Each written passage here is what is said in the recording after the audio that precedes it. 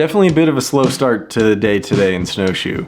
Still does not feel like there's that many people here yet, and the weather is looking grim.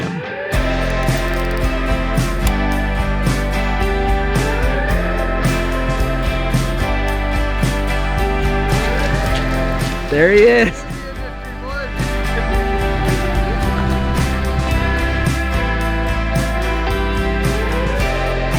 Oh, hey, Jake. Like I haven't seen you. Way to act it up for the camera. You just ruined the shot. We'll have to do it again. Now we gotta start over again.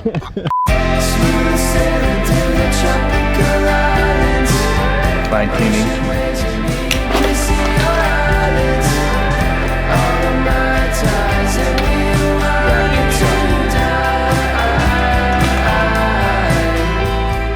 How's the pit setup? What are we working with here? It's really good. It's different. It'll be fine. Pit's jank as usual. It's one of our best, finest I've ever seen. Yeah, it's a bit weird because most of the races are in Europe, and especially for the last few years, apart from what, one race last year, everything's been in Europe, so we've got a great setup at home, but we're not quite so geared up for doing races here. So it takes a little bit more creativity, shall we say. But it's good, it'll be fine. We've got a little workspace here that we're going to do shocks out of in the back of the van. And then we call this the rainforest. It's kind of damp, but we'll make it work. Yeah. We've got Pete. It's an interesting setup. It'll work. We'll see how it, once we start working, how it works out.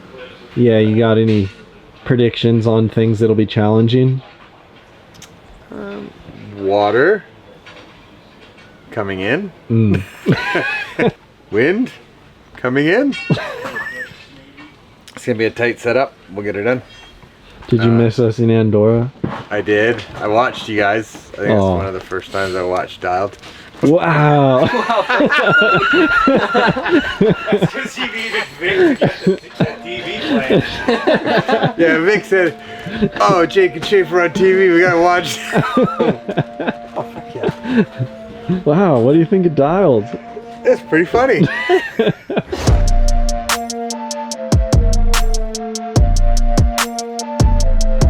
How's that?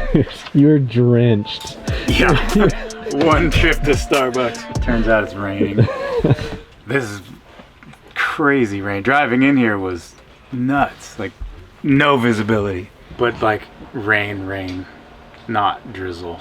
Full on drench. So yeah, that makes things hard.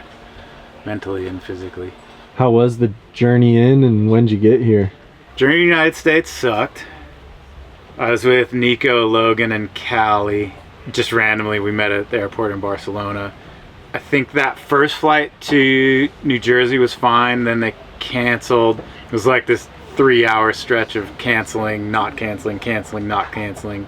We were in the lounge and we got up there as quick as we could when we heard they actually canceled our flight. And it's like there's no flights left. There was no flights the next day. They got us on standby on one, and luckily we all have priority, so we got pushed onto that flight, but none of our bags made it. Jeez, man, I'm losing track of what you have and don't have at this point. I'll break it down for you. There's 2 bags in Toronto. Don't know why. I've never been there. There's 1 bag in Vancouver, which I did fly from Vancouver, so sure, like at least it's somewhat relevant. And now there's 1 bag in Knoxville, which doesn't have much to do with anything. So I don't know if they're just like playing the shell game and they're moving stuff around, so it's like, oh yeah, don't know where this should go, so let's just move it over there. And still nobody from Lufthansa has responded to an email or a phone call, or it's from what I've experienced, every time you get to some sort of customer service, it just disconnects. It's so wild. And they must have scanned your bags like 5 times by now. You'd think, but there's no update. Like in any of the bag stuff, it still shows just sitting. Well, then how are we looking here in Snowshoe, at least gear wise and pit wise? And Pit's jank as usual. We don't do travel that well, but I think we got all the tools. We got parts. We got parts. Got lots of parts. Got Pete. I mean, what else do you need if Pete makes it? you foreseeing any unique challenges with this pit?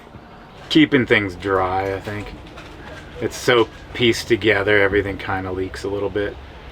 And I think in the past we've only had a little bit of rain, so it gets wet and then dries out.